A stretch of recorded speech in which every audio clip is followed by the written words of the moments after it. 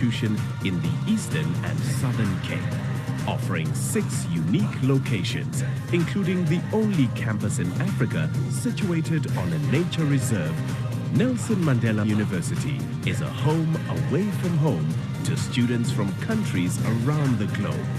With a passion for the beautiful environment and unique individuals, we strive to live each day respecting the diversity of those around us as we work together for a truly holistic educational experience. And when it's really time to get out of the classroom and do what students do best, you can be sure there'll always be a great view on your horizon. Welcome to Nelson Mandela University.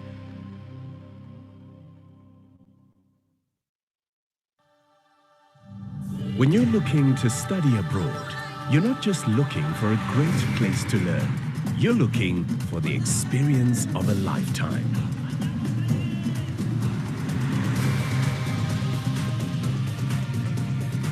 Welcome to Nelson Mandela University.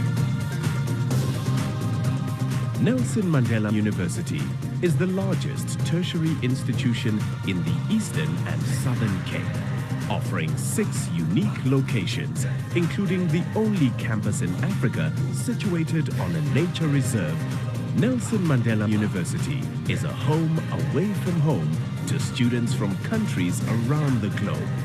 With a passion for the beautiful environment and unique individuals, we strive to live each day respecting the diversity of those around us as we work together for a truly holistic educational experience.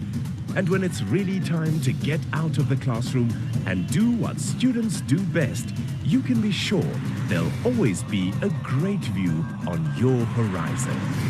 Welcome to Nelson Mandela University.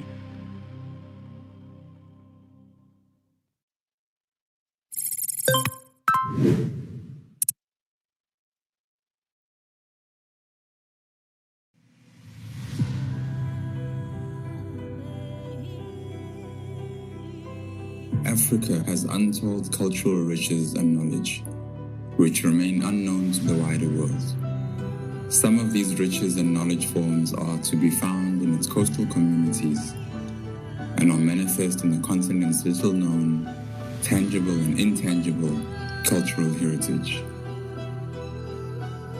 The coastal heritages of Africa include century-old history of maritime exchange and trade, indigenous epistemologies of the sea and oceans, ritual engagement with water forms, literary analysis of watery myths and legends, culturally based maritime technologies, early human settlements, and material culture, as well as current port and leisure developments that impede sea-based livelihoods and social practices. The DSI-NRF Research Chair in Ocean Cultures and Heritage seeks to investigate these issues and others, to document Africa's coastal, intangible, cultural heritages. Africa has untold cultural riches and knowledge, which remain unknown to the wider world. Some of these riches and knowledge forms are to be found in its coastal communities and are manifest in the continent's little-known, tangible and intangible cultural heritage.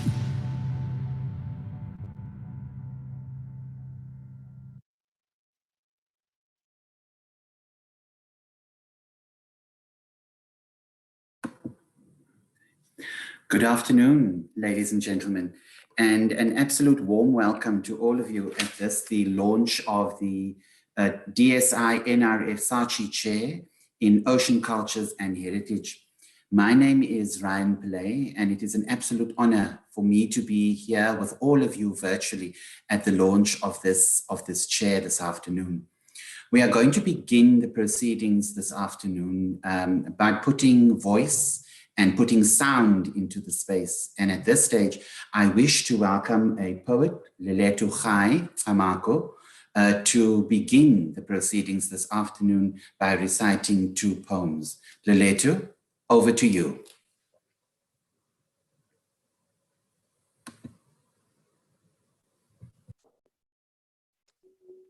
Good afternoon, everyone. My name is Leletu. and I'll be reciting 2 poems written by the lovely Prof. Bosworth for you today.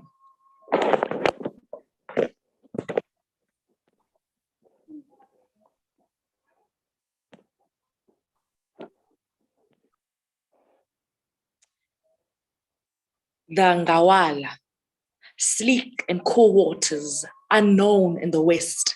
The Ngalawa cuts into the wind, the breath of generations hold it afloat. Beneath ropes that bound, unwind, ancestors rise, crying, rasping. They tell it where to stand, where to sail. The Ngalawa listens and glides through dark waters to a rising sun. And the second one is called Oil's Well. Oil's well, they say. Limitless ocean, fertile seas. The world's not a stopping, not until everything's dead. The fishermen won't cry, the fishermen won't die, because the sea is bountiful. And oil is not a crime. We can score the bottom, the muddy top. And when all is dead, when there's nothing, when there's not a drop, then we'll stop. Amago. Thank you so much. Thank you very much to Leletu and to Prof. Boswell for those 2 poems that have certainly begun to set the tone and set the scene for this afternoon's proceedings. Ladies and gentlemen, I'd now like to welcome the Vice-Chancellor of our university, Professor Sibongile Mutwa, who will now do the official opening and welcome of the launch of this particular chair this afternoon. So I just want to check if the VC is live and then we can move to her. Okay. What we saw a little earlier, as we wait for the VC to open her camera, which is happening right now. There she is. Thank you very much, VC. We were very fortunate, colleagues, to see the video and the logo that was launched of the chair as we entered this particular launch online this afternoon. We will have an opportunity a little later at the end to view that again. The Vice-Chancellor is in the room. Professor Mutwa, thank you very much once again and welcome to you. And I'd like to hand the floor over to you now to do the official opening. Thank you very much, VC. Thank you very much, Ryan. I would like to greet you today and honor you as our MC of the day. I want to hope that our Chancellor is in the audience and greet her, Dr. Geraldine Fraser-Muleketi, our Chair of Council, Ambassador Nozipho January-Badil, members of the Nelson Mandela Council in attendance, Dr. Thandi Mgwebi, our DVC for Research, Innovation and Internationalization, and other DVCs that are participating in this event. I want to greet Professor Pamela Maseko from the Faculty of Humanities at Mandela University, other deans that are participating today, the professors, all our academics, our head of entities, and all our scholars and our students. I would also want to greet Dr. Aldo Strubel, an NRF Executive Director for Strategic Partnerships, Professor George Abungu, Champion of Global and Continental Heritage, who is going to be on our program to deliver the message of support. But I want to now greet Usingaye, the professor that we are here to honor this afternoon, our colleague, Professor Rose Boswell, who is the incumbent of the chair in Ocean Cultures and Heritage. Indeed, she's an accomplished anthropologist, she's a poet, and she's a dedicated cultural and heritage activist and proponent.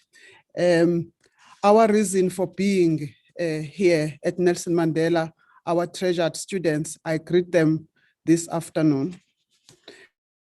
A very warm welcome to you all on this exciting and historical moment in the life of our university, which is the launch of the DSI-NRF SARCHI Chair in Ocean Cultures and Heritage.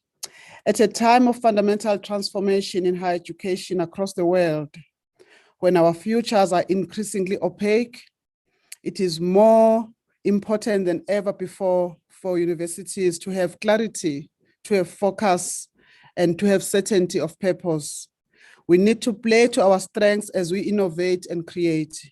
We need to cultivate a better sense of who we are, whom we serve, and to what end. Our launch today will go some distance in demonstrating precisely this. At Nelson Mandela University, we believe that we have a responsibility and obligation to deploy our collective expertise in response to the commanding and complex problems and challenges facing society and humanity. These include poverty, inequality, social injustice, and sustainability. And sustainability, I refer to it in its broadest sense.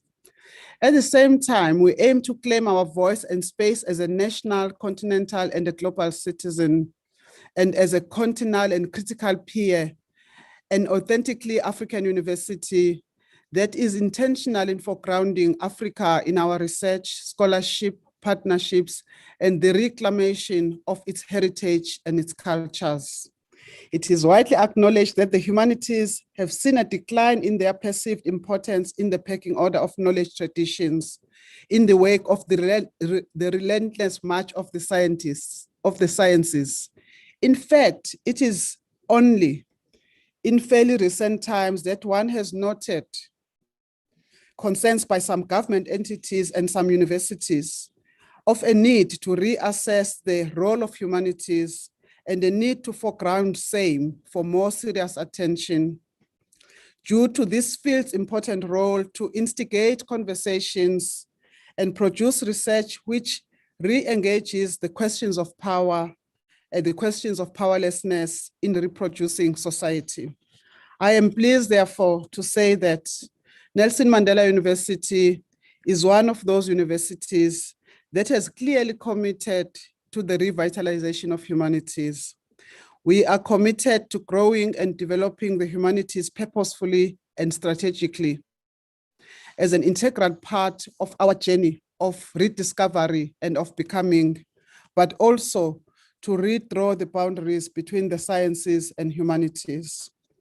We are therefore very delighted to have been awarded this historic chair, the first humanities chair in ocean sciences, that will not only provide a very necessary bridge between the humanities and sciences, but will also demonstrate the growing importance of and our commitment to transdisciplinary research and scholarship as a means of academic disciplinary synthesis and interaction towards a more holistic unity of knowledge as referred to by Nicolescu in 1997 work. This unity of knowledge, colleagues, will reflect the growing integratedness and complexity of our nascent global society, as well as the collaborative imperatives of our government and the university across a variety of sectors and spheres of government. I spoke earlier of playing to our strengths. One of our greatest and most enduring strengths we have as Nelson Mandela University is in the area of ocean and marine science and the blue economy. We are superbly located for ocean and maritime science education and research. And we are also very fortunate and proud to have amongst our staff in Africa, including South Africa, scholars whose knowledge and expertise will collaborate well with and add to the value and impact of this chair as its strategy and work unfolds. We aim to grow our footprint on the African continent, as well as to be the premier site for ocean sciences research on the African continent, as articulated in our university's ocean sciences strategy. The purpose of this bilateral chair in ocean and coastal heritage and cultures is to advance knowledge on the contemporary cultural heritage aspects of the ocean's economy. The chair will contribute to the advancement of 2 of the 6 of our institutional research themes, namely a theme of the oceans and coastal sciences, as well as a theme of origins, culture, heritage, and memory. Ultimately, the chair, ladies and gentlemen, will contribute meaningfully to advancing our understanding of the blue economy, a key pillar of Nelson Mandela University's 5-year ocean sciences strategy, in alignment with the South African government's Operation Phakisa key developmental goals of the National Development Plan. Continue when it is being recorded.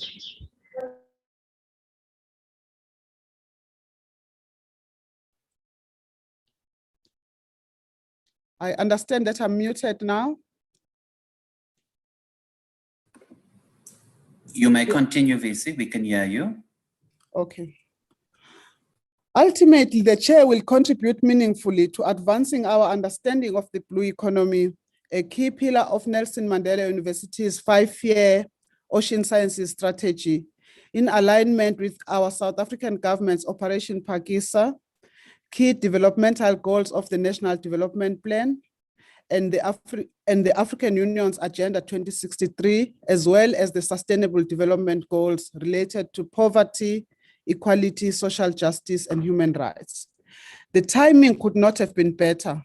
2021 marks the commencement of the United Nations Decade of Ocean Science for Sustainable Development, the year 2021 to 2030, which is aimed at supporting efforts to reverse the cycle of decline in ocean health and gather key stakeholders worldwide behind a common framework that will ensure ocean science can fully support countries in creating improved conditions for sustainable development of the ocean.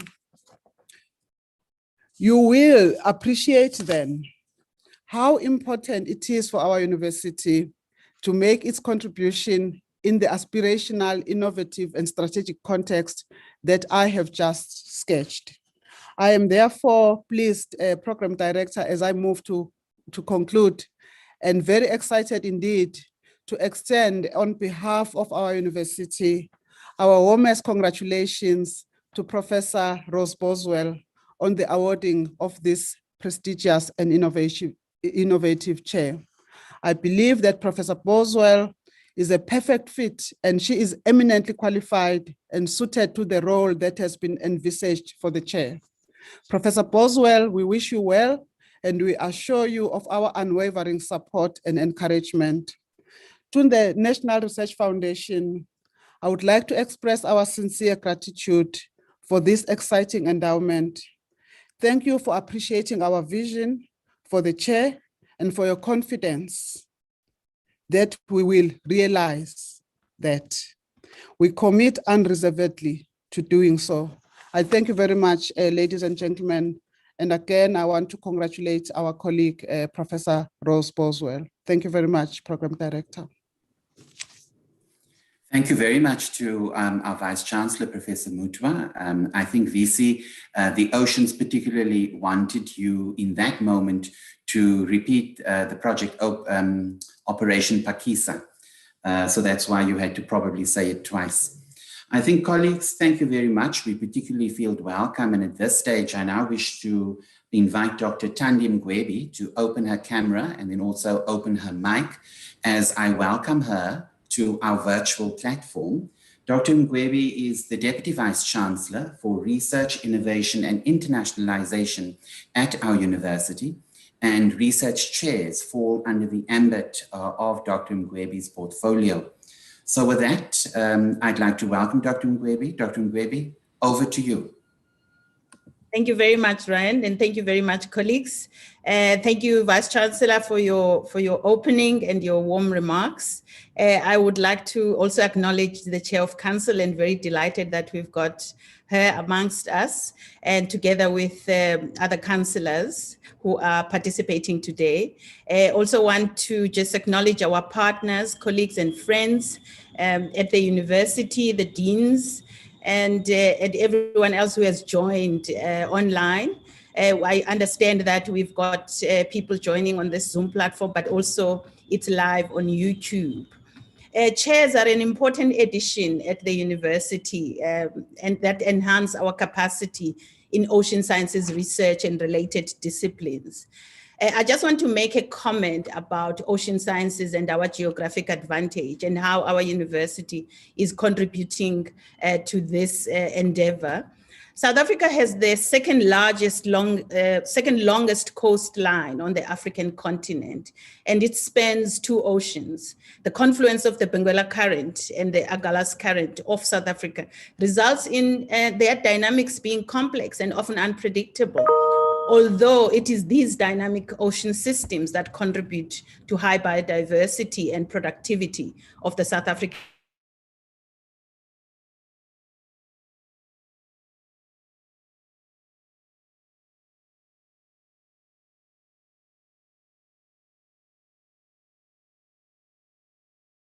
coastal and marine ecosystems. Make types that range from coral reefs and mangroves on the northeast coast to temperature kelp forests and seamounts on the south and western coast. They've been providing shelter and food sources for thousands of years to communities along these coastlines. Along this provisioning, people have had relationships with the ocean beyond food provisioning in their way of living, in their spirituality, and other forms. South Africa's research interest in oceans dates back many years, and including its research excellence in the Antarctica. You may know about that program. The country is a founding member of the Antarctic Treaty System, has a long-term track record of this and commitment to undertaking oceanic, terrestrial, and atmospheric research in the Southern Ocean. South Africa is also a party to several treaties that relate to the conservation of biodiversity in the Southern Ocean. And our university has contributed to this body of knowledge in many ways. As a country, we have a comparative geographic advantage to conducting research in the Southern Ocean, particularly so in the Antarctica.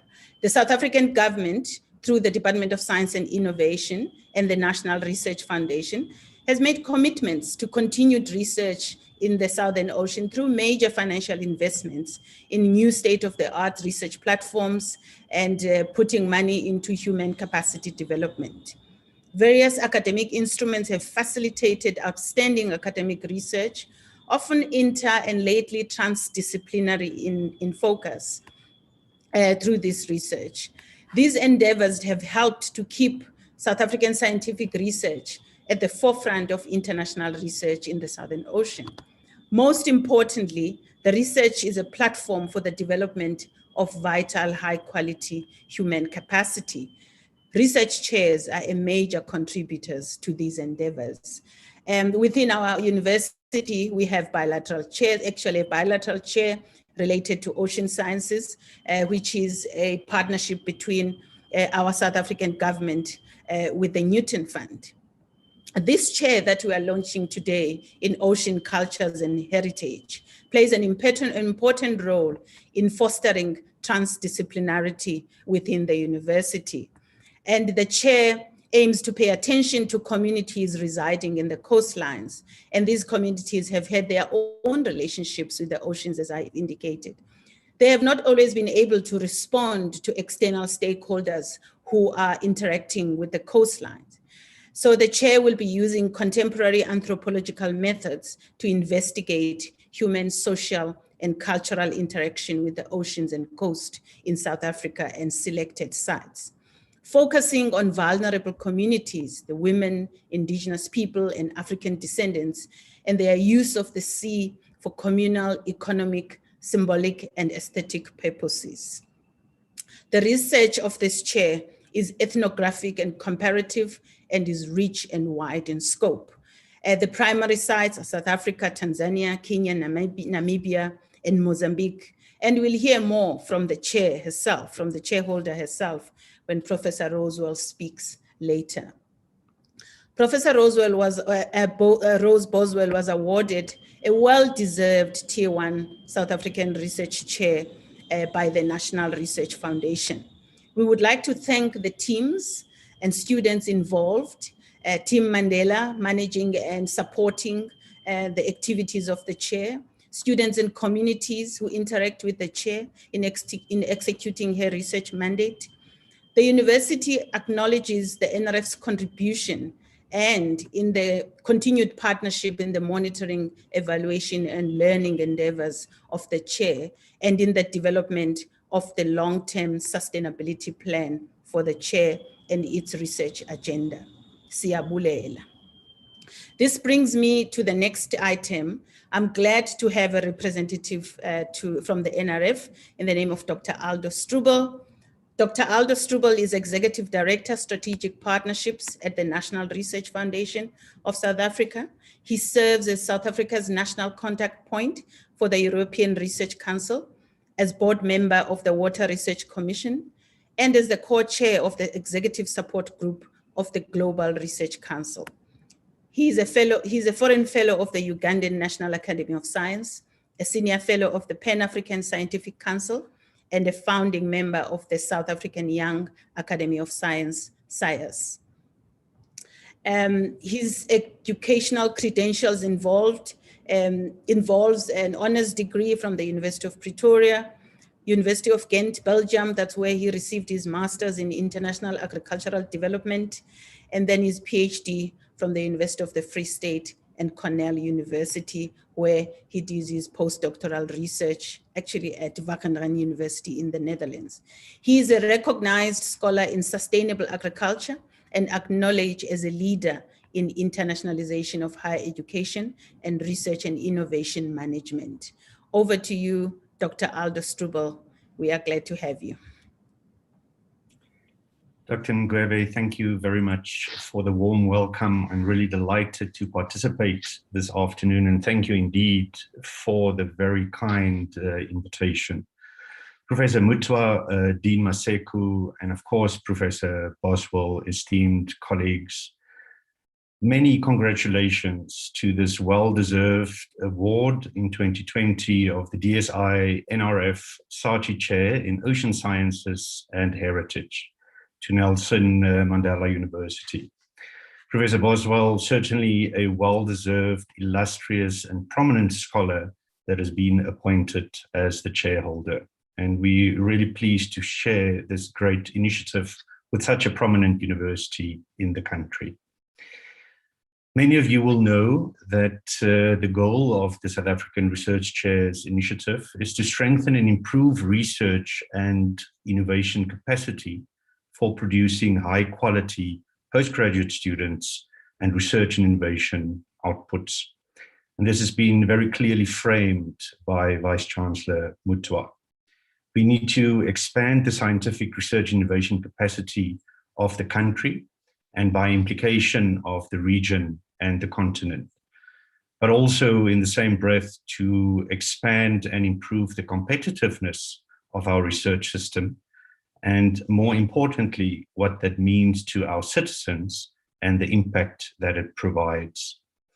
Retaining and attracting excellence in terms of researchers and scientists, and for me, very importantly, to create research career pathways for young and mid-career researchers with a strong research, innovation, and human capital development output trajectory.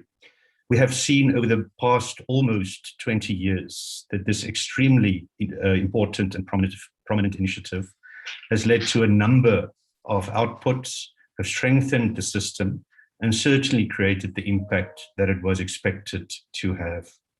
With this chair to Nelson Mandela University in Ocean Sciences and Heritage, the expectation is the same.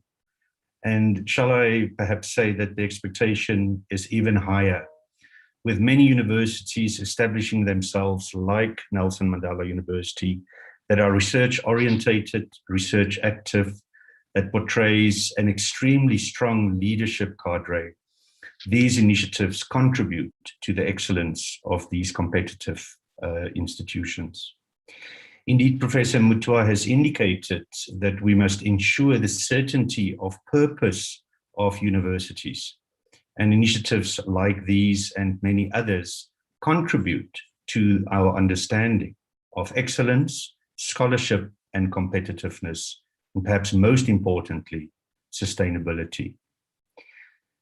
Dear colleagues, some remarks with respect to the chair itself and the focus on ocean sciences and heritage. Nelson Mandela has, through a trajectory of investment, established itself as a very prominent higher education institution on the continent, I might say, with its recent investments in excellence and the leadership and scholarship that it provides in Africa for the continent.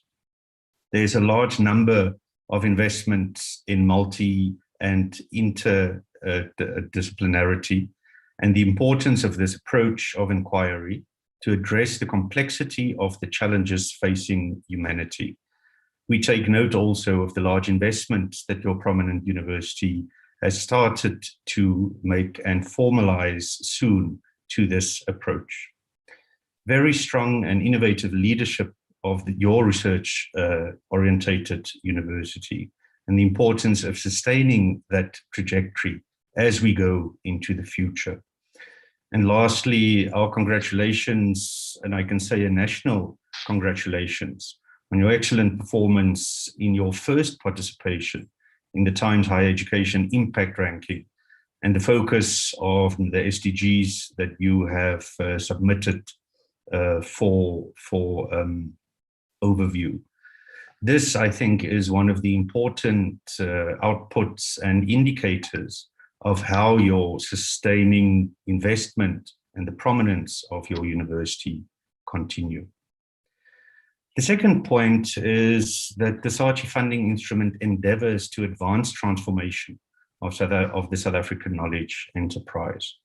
And we are particularly delighted with the appointment of Professor Bosworth as the chairholder, because you've succeeded in combining the absolute excellence of this prominent scholar with transformation.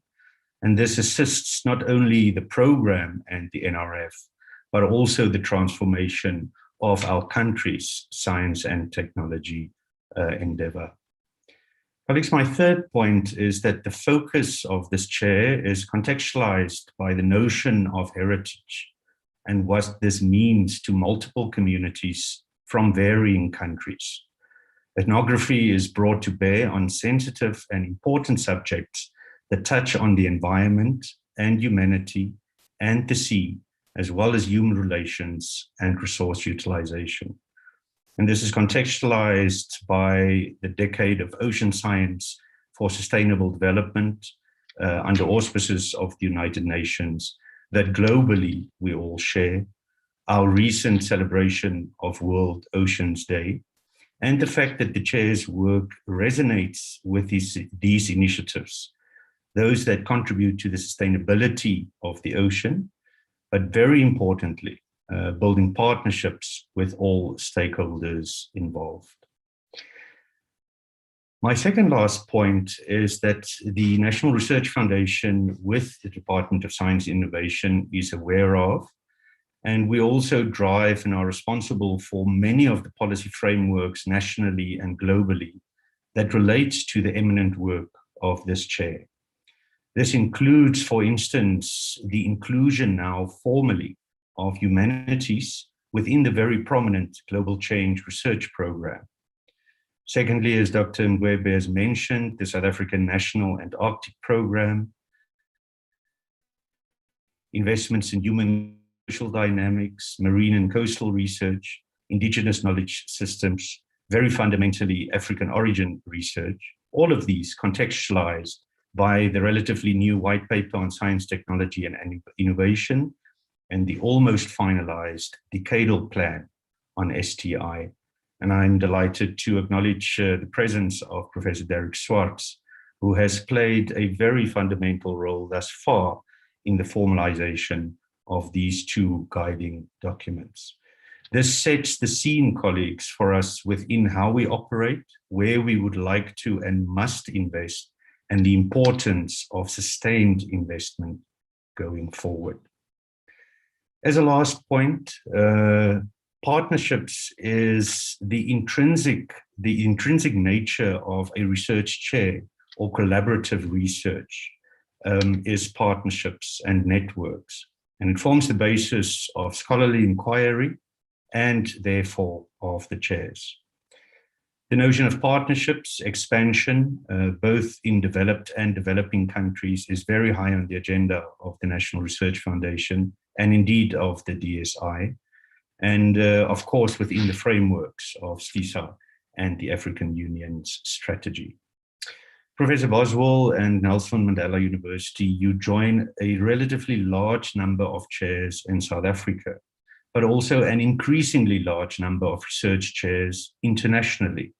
So the bilateral research chairs with a number of countries and the extremely prominent recently launched 10 OR Tambo Africa research chairs that have been launched in many countries on the continent. I think this reminds us of the importance of international collaboration, the intrinsic nature that a scholarly endeavor is based on partnerships, and that we must expand and work together. Another example, of course, is the Science Granting Council's initiative in Sub-Saharan Africa, where the NRF serves with 15 of its peer organizations in a formal 12-year program. And Professor Boswell, the countries that you will specifically focus on with your chair, namely Mozambique, Namibia, Tanzania, Kenya, and others, are all formal part of this very prominent initiative. Something that stands out is the increasing importance of cohort training of graduate students, and especially masters and PhD. And this is one of the aspects of focus of research chairs generally, but the very important aspect that the National Research Foundation is trying to expand with, for instance, its prominent programs with Germany. So dual learning, lifelong learning, and especially the diversity that many different frameworks of learning bring will be important.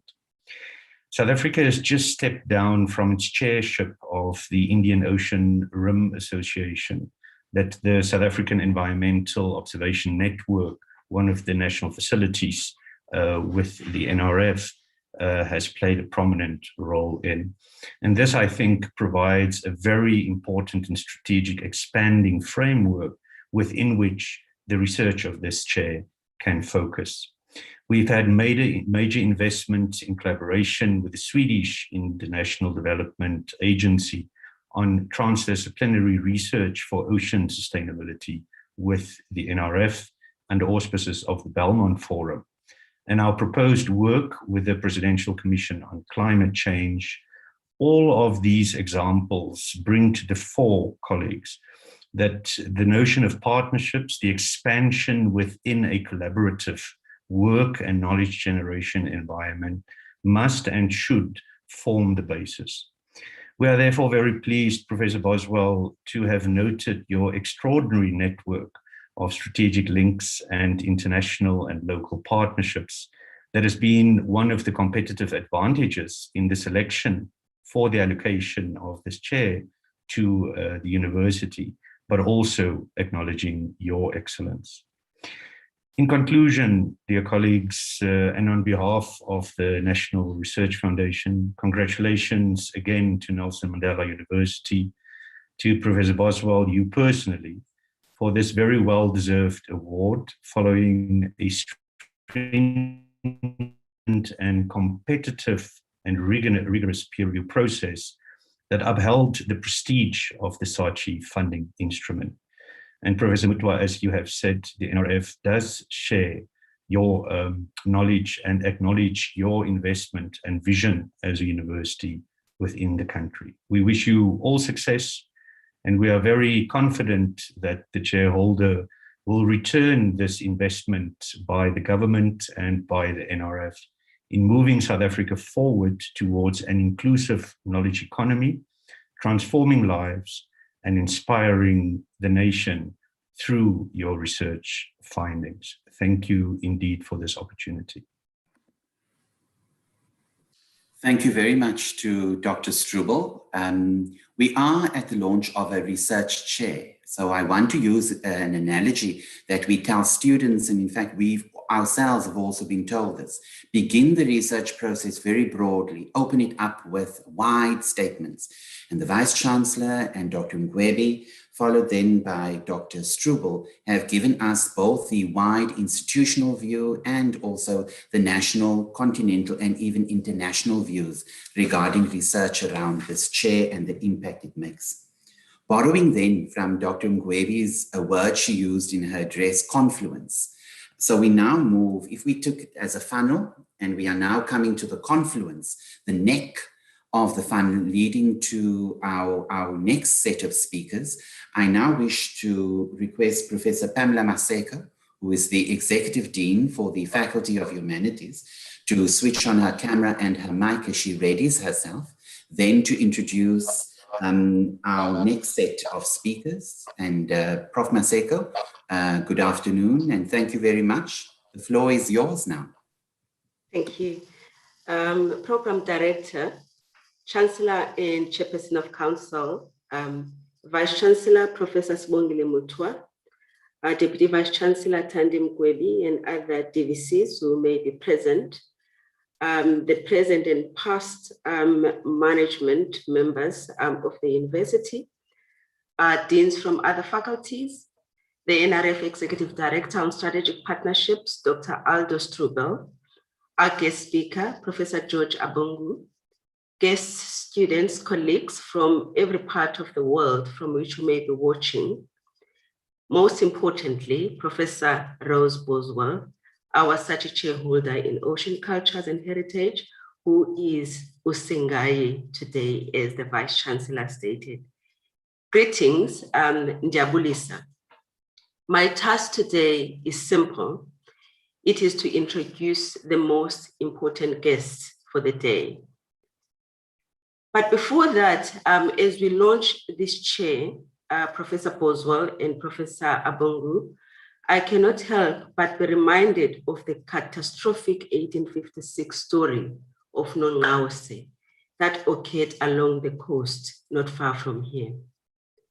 The story of Nongqawuse is one of the most tragic historical moments in this part of the world that served as the last blow which propelled the destruction and led to the disruption and erosion of institutions at the heart of the pre-colonial society, Xhosa society, especially the erosion and this disruption of the main drivers of economic growth.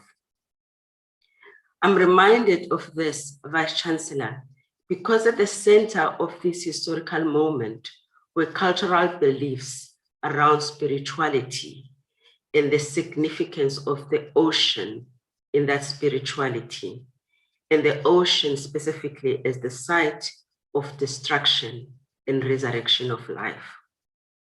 Historians, anthropologists, and cultural studies scholars have presented this as a mere folk story or fantasy.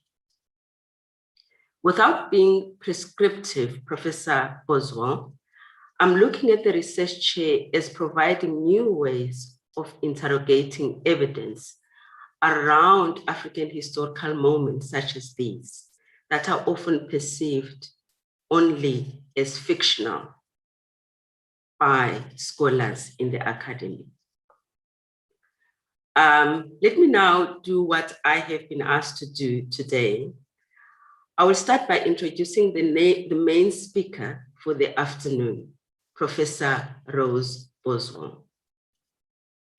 Professor Rose Boswell is an anthropologist and a poet. She's also the DSI-NRF SARCHI Chair in Ocean Cultures and Heritage, and an editorial board member of SHIMA, a global journal on maritime societies, Mahonaj, a CNRC journal on race and the legacies of slavery, Journal of the Indian Ocean World Studies, Canada and Critical African Studies based at the University of Edinburgh.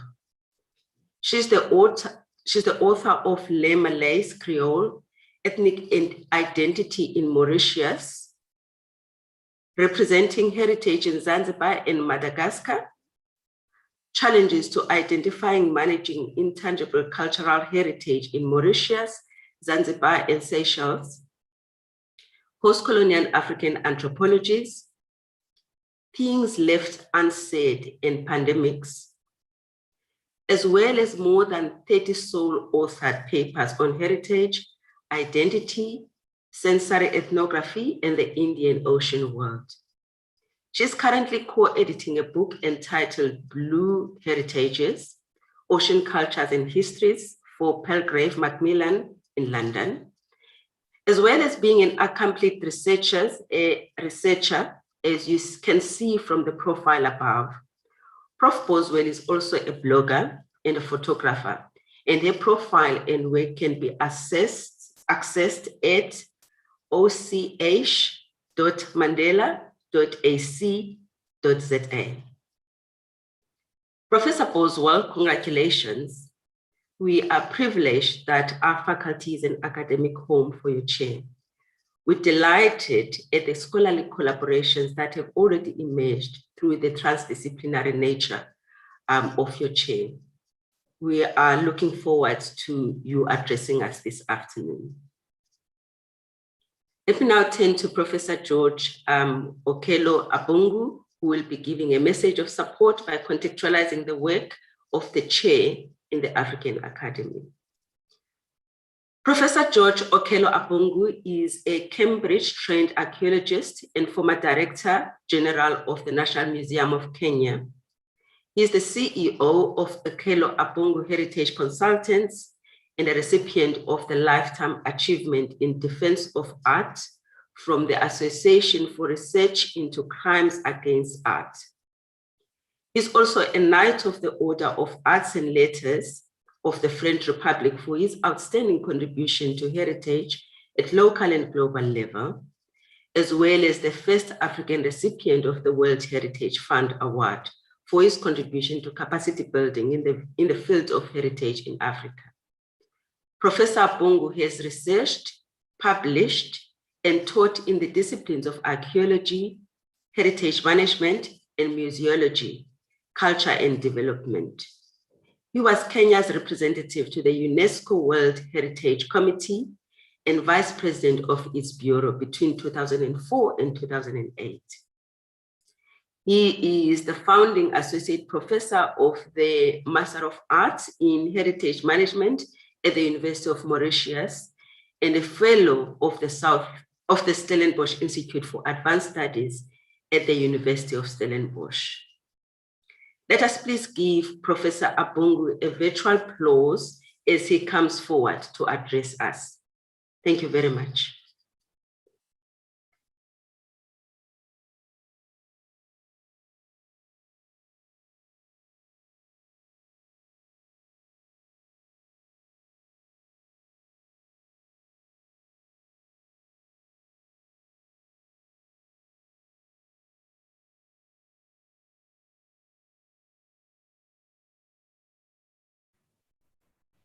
I want to thank you. Can you hear me? We can, Prof. You may proceed. You can. Okay, thank you very much. I'm actually in Mombasa, not really at my place in Nairobi, so technology is bringing a little bit of problem. Well, the Vice Chancellor, the Deputy Vice Chancellor, all colleagues, protocol observed.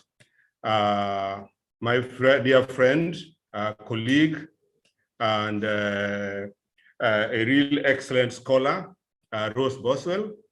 I want to thank you for giving me this opportunity to share a word of gratitude and to acknowledge the achievement that you have made, not only on behalf of South Africa, but the whole of the continent. We are very proud of you. In societies, in the academia, there are people who open new frontiers. They break new grounds. They lead from the front. They set the pace for eventual new ways of thinking, of doing things that make a difference in human life. I will not hesitate to say that you are one of them.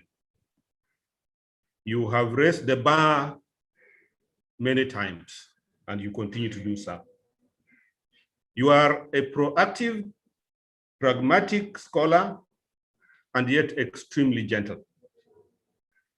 You don't do things for the sake of that. And in this case, you are doing something that will bring changes, that will add many voices that have not been heard before, that will put many to sit around the table. We expect nothing less than inclusivity that you stood for. You have listened and you have incorporated the voices of the marginalized and the discriminated more than once, more than twice, more than 3 times. Finding new roles, new grounds that are useful to human development, using what we know well to make a difference in our lives. In this case, you are uplifting the social sciences to make them contributors to national development. It's already been mentioned that the African Union, through its various programs, strategies, and mechanisms, have recognized the role of heritage for development in African countries. You seem to have taken the lead even before that. You develop programs that are all-encompassing, and you have recognized the true spirit of the indigenous peoples of the world in proclaiming that in this world we have more than one science, that we understand the world and use what we know in many ways, and that there are many more sciences than one that we have been told before, and that we can use them.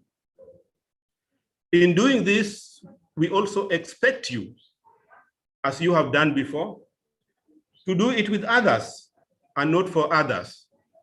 As the saying goes, and I borrow from that southern part of Africa, that if you do it for me, without me, you are against me. You have always stood with the rest, the discriminated, those who are voiceless, to be able to incorporate their voices. Because often they have a lot of knowledge, but they have no space. And in this project, we believe that you are giving that space by using their knowledge, by contacting them, by engaging them, by making them be part and parcel of your project. Contesting the normal. You are actually contesting the normal, what we see as the normal. And in this case, how we look at developments and how they are done, using the ocean and its environments, not for massive exploitation, but potentials that include the people who have lived, who have nurtured, who have taken care of these places for thousands of years. By including, and we expect that, the traditional or indigenous knowledge systems that some of us have worked so hard to be recognized at the international forums for sustainability. And by bringing those silent voices to talk the language of the SDGs. So we are seeing a paradigm shift, a shift that decolonizes the language of research, that decolonizes the established mindset, and other associated elements. And we expect that in that spirit that you've always operated, that is the spirit that will drive this process. When you're taking the new chair and carrying out this research. And this comes after years of Western ways of thinking.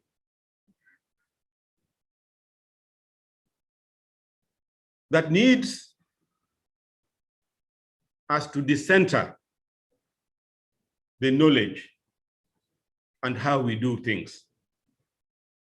So for me, this is a groundbreaking project. This is a groundbreaking process that breaks the barriers that are implanted in our minds that we did not have before. For example, creating the difference between nature and culture. In Africa, we don't have that. It's one and the same thing, so much intertwined. Tangible and intangible, movable and immovable. This process will bring back some of these principled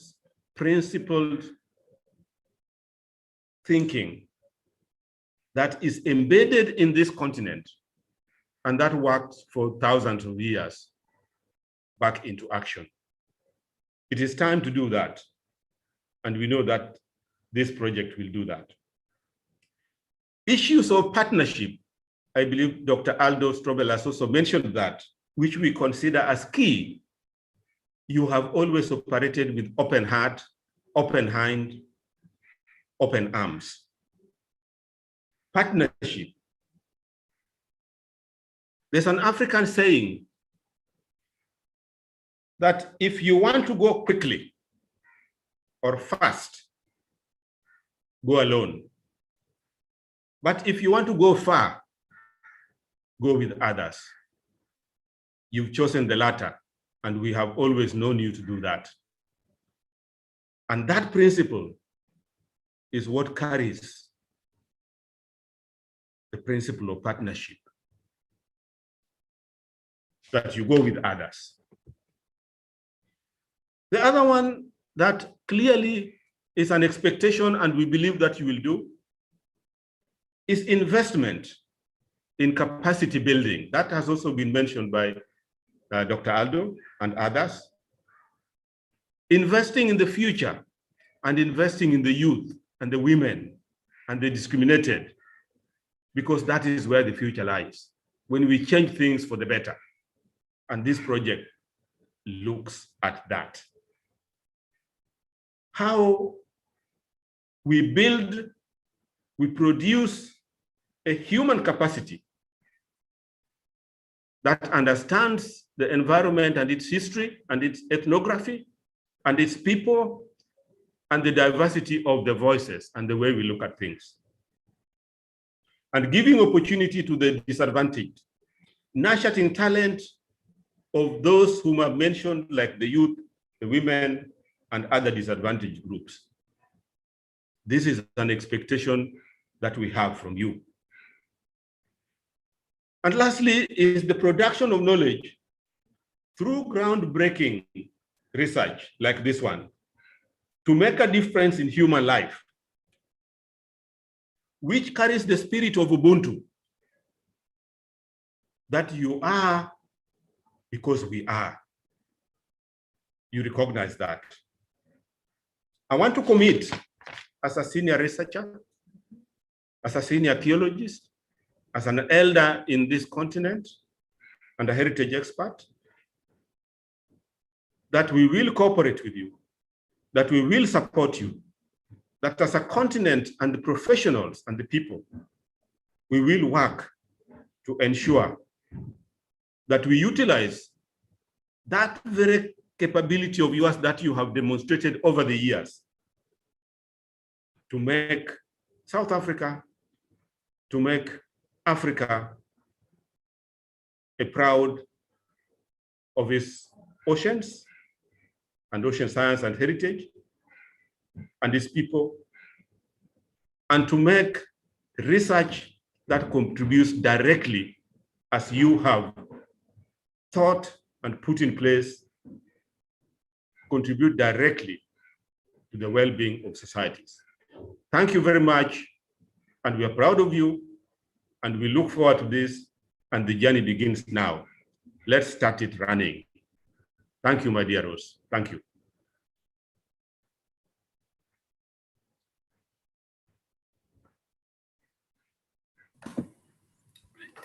Thank you very much to Professor Abungu for those words. I think, ladies and gentlemen, colleagues, we have reached the moment after the confluence where the speech that we've all been waiting to hear, we'd now like to welcome Professor Rose Boswell to the podium for her to begin. And there she is, Prof. Welcome once again, and the floor is yours. Thank you very much, Ryan, and thank you to everyone that has spoken before me. If I may, I will share my screen, Ryan, so that my actual presentation can also run.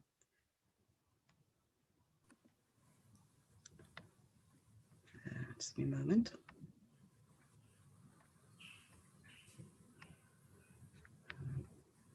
Go. Just give me a second here.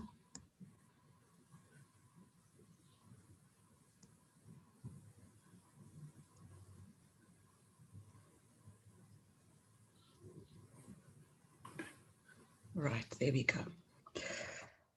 Vice Chancellor, Professor Mutwa, Deputy Vice Chancellor, Dr. Thandi Ngwebi, our Chancellor, Chair of Council, Dr. Aldo Strobel, dignitaries of the DSI-NRF, national and international colleagues and friends. It is my singular honor to offer this presentation and to elucidate the form and substance of the Research Chair in Ocean Cultures and Heritage. But before pursuing these offerings and discussing them, it is important to outline the basic structure of my presentation this afternoon and to offer a brief vote of thanks. So beginning with the structure.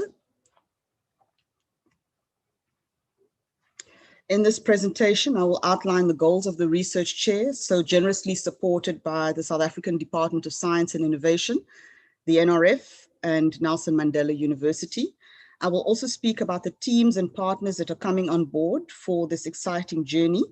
And I will offer some insight into my thoughts regarding the vision for the chair and the kinds of partners I'm looking forward to working with and collaborating with in the future, as noted by my dear friend and African colleague, Professor George Abungu. The bilateral nature of the chair encourages me to think in particular ways about institutional visions and missions. And this is especially so because I've had the rare opportunity to serve both as the dean previously at this university and now as a research chair. Let me first offer thanks. I would like to thank the DSI-NRF and Nelson Mandela University for recognizing my potential to serve the university and the research agenda of the country and ultimately of the continent and global society in this manner. It is important as the state embarks on its master plan for the ocean economy that there is social science-led research that precisely seeks to interrogate the place, the nature, and extent of human cultural contribution to ocean conservation and development. Given the history of South Africa and Africa, it is also critical that vulnerable coastal and indigenous people's voices are heard and included in important decision-making processes within the ocean economy.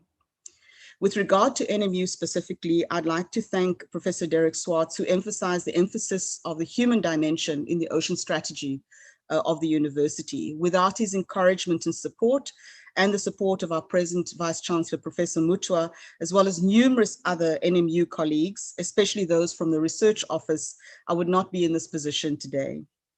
Delegates from the DSI-NRF and guests, at NMU, there is a very supportive environment for women researchers. Further consideration of past funders and supporters is warranted, as much of my research up to now would not have been possible without the Council for the Development of Social Science Research in Africa, CODESRIA, the Organization for Social Science Research in East Africa, OSRIA, and most significantly NWO Watro, the Netherlands Foundation for the Advancement of Tropical Research. I thank these entities and also my supervisors and promoters in the Netherlands at the time, Professor Jan Abink at ASC Leiden and VU, as well as Emeritus Professor Chris de Wet, previously at Rhodes University here in the Eastern Cape, for supporting me through my doctoral work, and then obviously acting as advisor and supporter thereafter in postdoctoral studies. On a personal note, however, today would have been my father's 89th birthday. It is sad that he is not alive to see this particular day, but I do think, as an anthropologist, aware of the role that ancestors continue to play in the lives of African diaspora peoples like myself, that it is highly symbolic that today happens to be his birthday. I would like to thank my father for everything that he did and his tremendous sense of adventure. His travels and work in Africa, especially East Africa, made us realize from a very early age the true value of the continent. And he encouraged us to discover this value in all its detailed splendor and to respect and to learn from our African compatriots. I would also like to thank my mother, who defended our education as girl children, for without her, my sisters and I would not be educated today. Thirdly, I thank my husband and my children, who offer many interesting conversations and support my field research. For women anthropologists who don't bring their family into the field, research can be a very difficult but still rewarding process. For me, research, as is the norm for many nowadays, happens against the backdrop of domestic work, poetry composition, and the now more familiar virtual meetings, ebook readings, and social media trawling. In brief, I imagine that the classic image of the research chair, to which many have become accustomed, has changed, and I'm wondering whether current chairs, in the face of an increasingly mediatized existence, now have steady writing habits, the perfect home office, someone to iron their socks, and to provide regular pots of tea. Mentors are too many to mention. First, there are the many women and vulnerable women who have supported me in the research journey. From my sisters to the women I met and worked with across the Indian Ocean region, these women helped me to mature intellectually and emotionally. They showed me different ways in which to see and experience the world. They drew me into their social worlds, astounded me, brought me to tears, and made me realize what a privilege it is to be alive. Intellectual guides, secret rivals, and gentle, readerly godfathers also need to be thanked. They nudged me to be brave in my arguments, to not be a sloppy thinker, to develop a writing signature, which is the distinctly identifiable modes of thinking, writing, and discussion, and to write tightly. By contrast, the many people I interviewed and spent time with in what we call fieldwork in anthropology encouraged me to think widely, to write as if I were actually alive, and as if what I wrote was their last chance at communicating with the world. I think it is fair to say that what one writes is a composite not only of our recent encounters, it is the result of all our meaningful encounters and the ways in which we choose to engage with these. Finally, I would also like to thank the many emerging researchers and students that I'm working with. Their energy keeps me going and I'm really enjoying learning from them. So a big thank you to all of these people. And last but not least, to our creator, who continues to amaze me with all the incredible twists and turns that even I could never have imagined was just on the horizon. I'd like to show very briefly just a quick overview of my research journey for those who are young and emerging researchers among us this afternoon. So my work began in the early 1990s, and you can see it's sort of steadily shifted over the years to where I am today. Steadily incremental work in the ocean sciences and ocean culture space. I started very early in the early 90s working for UNDP in Malawi. I was there for a year after my honors work. And then there was a very important trigger point on this research journey where I applied for a position at UNESCO. It was a post basically for the cluster management, for the East Africa cluster management of ICH, which actually involved the islands of Zanzibar, the Seychelles, and Mauritius. And I got all the way to the last post in that particular position, and then I didn't get the job. But out of that, I actually applied for postdoctoral research, and then the research journey began in earnest again. So it's just an encouragement, a small encouragement to those who are on this research journey themselves, to understand that there are lots of twists and turns, and you may not always end up where you feel that you should at the beginning of the journey. In times gone by, and also continuing today, I also serve as a UNHCR country of origin expert. I've worked with the Intercontinental Slavery Museum, which is currently based in Mauritius. I've engaged with colleagues via UNESCO for many different forums since 2003, and also participated in the Nippon Fellowship Program with IORA, and more recently engaging with colleagues at McGill University for the Indian Ocean World Center Studies on Risk and Resilience in the IOR. But I also want to share with you the fact that there were other obstacles beyond work itself. So when I was doing my doctoral work in Mauritius, a year after I started my doctoral work in Mauritius, there were national riots in Mauritius, which is something that had not happened since 1968. There was also a coup in Comoros, which meant that I could not go and do field work in Comoros. Sorry, there's something happening here. And then there was a political coup and a famine in Madagascar at the beginning of 2009. And I was scheduled to go and do field research in Madagascar, and I had to postpone that to 6 months later. And it allowed me to then to document exactly what was actually happening in the country at the time. More recently, 2013 to 2015, there was the West African, the outbreak of Ebola in West Africa. And at the time, there were cases that were found in Casablanca and parts of the western parts of Morocco. And of course, I had to change my research program then again. And in the Mascarene Islands, also around that same time, because I was also doing field research there, there was what we call the chikungunya or dengue fever outbreak, or a variation of dengue fever, which also meant that all travel was also banned to that area. So quite a lot of work has had to be done around a range of natural and social disasters. And of course, now we have, the challenge of COVID-19. But I wanted to share this with you so that you could see some of the things that are happening in the research landscape, that it's not all smooth sailing, a linear progress, in one's research career. Now to the business of strategic alignments and the remainder of my presentation.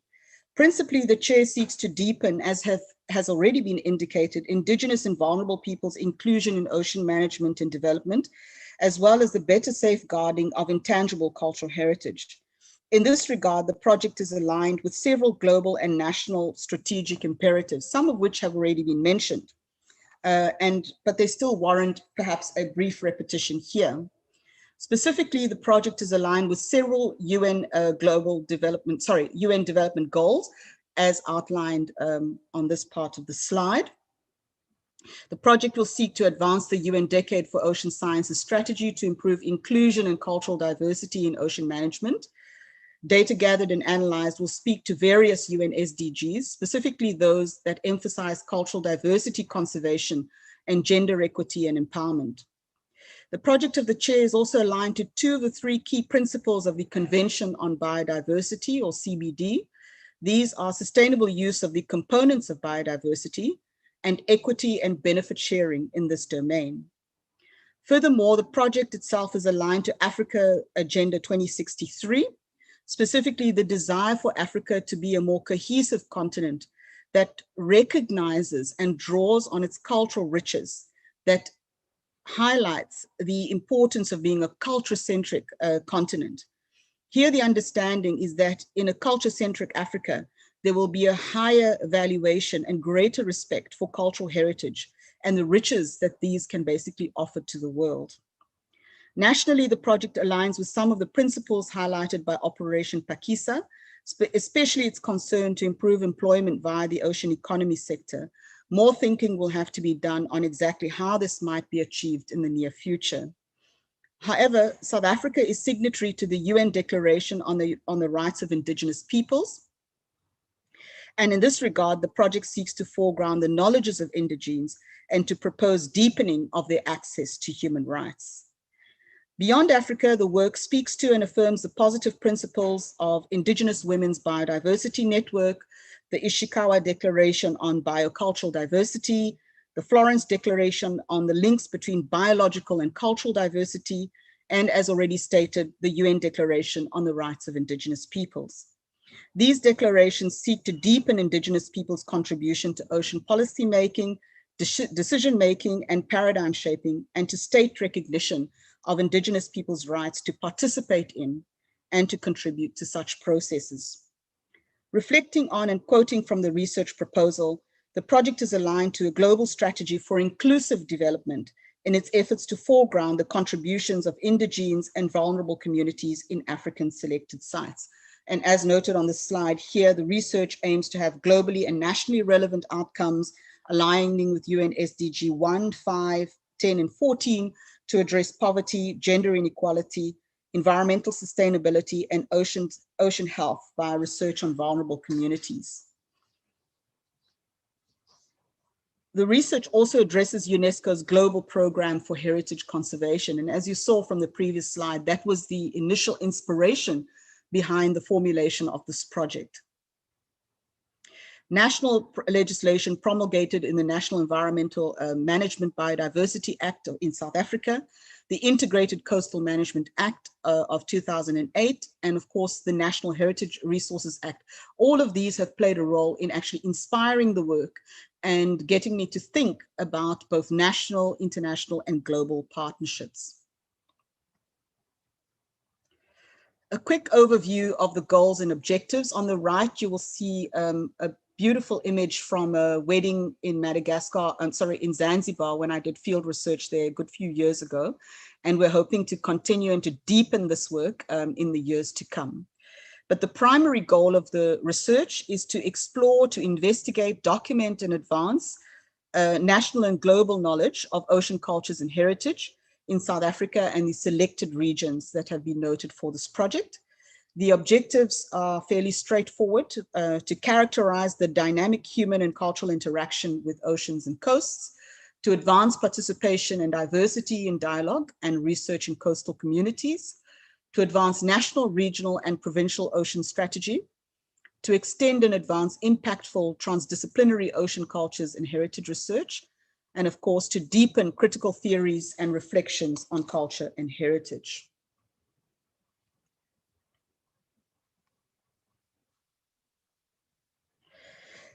I think, however, it's important beyond the partnerships which have been flagged and highlighted by a number of speakers before myself.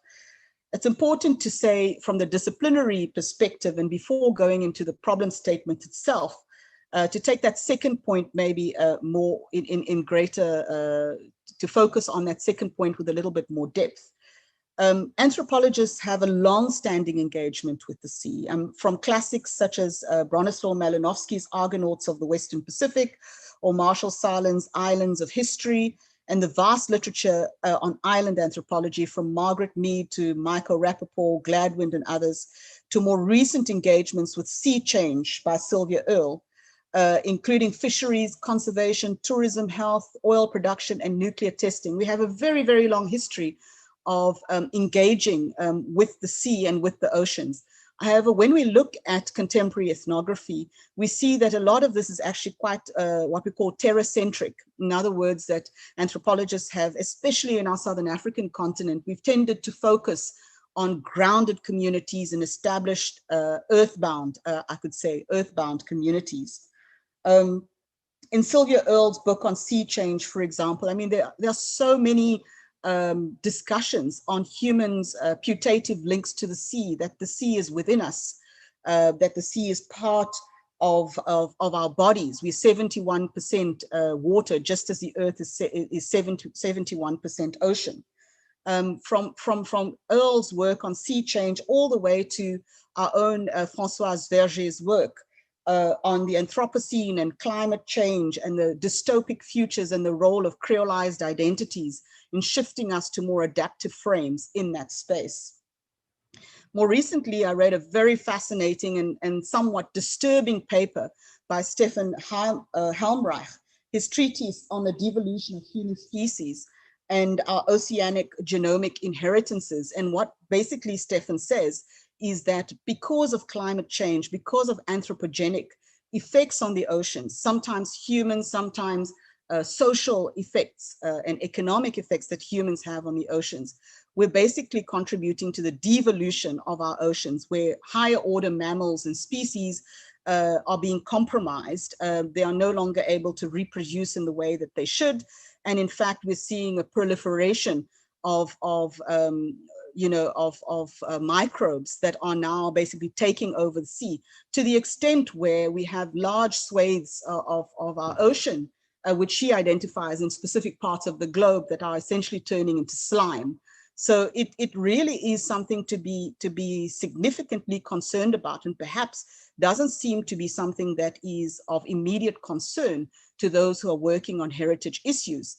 But if we look at our heritages from a more wider, using a wider lens, a wider scope, and not just focus on heritage as it is perhaps defined quite narrowly by the World Heritage List, which is managed by UNESCO, we can see that, in fact, the human heritage forms part of the anthropogenic effects, which we are all having on the oceans today.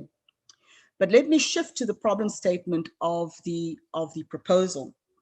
Outlining the problem statement of the project, I stated that current research in the ocean sciences focuses on the natural science policy interface, as highlighted in the first global planning meeting of the UN Decade of Ocean Science. The social sciences, as others have emphasized, are clearly underrepresented. In addition, the conceptualization of the oceans as a resource in the term the blue economy conceives of the oceans as a utilizable asset rather than as diversely constituted entities that different, i.e. gendered and spiritually grounded human beings divergently encounter and engage. Secondly, there is a persistent silence regarding African heritage in policy-making circles. Policy regarding the preservation of intangible cultural heritage, or ICH, is also very recent, remains largely Eurocentric, and doesn't yet go beyond conservation for cultural education purposes or the showcasing of diversity. An authorized Western heritage discourse remains in place and conceals common non-Western heritages, which are deemed to be unsalvageable. The proposed project, therefore, will produce knowledge regarding the diversity of intangible cultural heritage, or ICH, and its social implications in Africa. It will address the policy implications and relevance of foregrounding ICH in a number of strategic locales. The research is already showing that humans have a very, very long relationship with the sea. When one thinks about this relationship, one might be inclined to think about more recent engagements. Perhaps one might think about the role of humans in the development of maritime trade and early globalizations, or indeed of the forced relocations of millions of Africans from the continent in the global slave trade.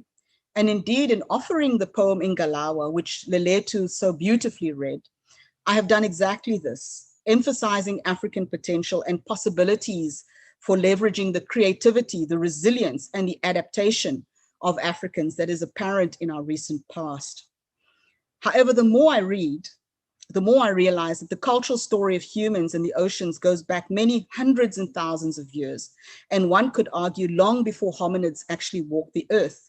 So the emphasis from Aldo Strubel that NRF is also interested in African origin research is absolutely pertinent to the work that we are hoping to do in this chair. A recent conversation with a geologist and a natural scientist urged me to think and to push past the current historical timeline, to even further back, to consider what one might call geological time and ways in which geology is influencing or has influenced human cultural life and ultimately cultural heritage as we are experiencing it today. For example, in a scintillating article on medical geology by Syed Hassan, published just this year, one learns that for thousands of years, humans have used mineral nutrients in water and soil to advance human health. Ayurvedic and Chinese traditional medicine have used herbs and minerals from various resources, including sea minerals, to heal, for example, such as in the Greek practice of thalassotherapy. So we can see already that the heritage which we deem to be particular perhaps to our African coastal shores are shared across a number of communities globally, whether it's from Chinese traditional medicine through to Ayurvedic practices, or even to the emergence of early medical geology in Asia under really important medics of the day, people such as Avicenna, for example, and others. But returning to the African continent, it is also apparent that African cultural and natural heritage hardly features on UNESCO's World Heritage List, or WHL.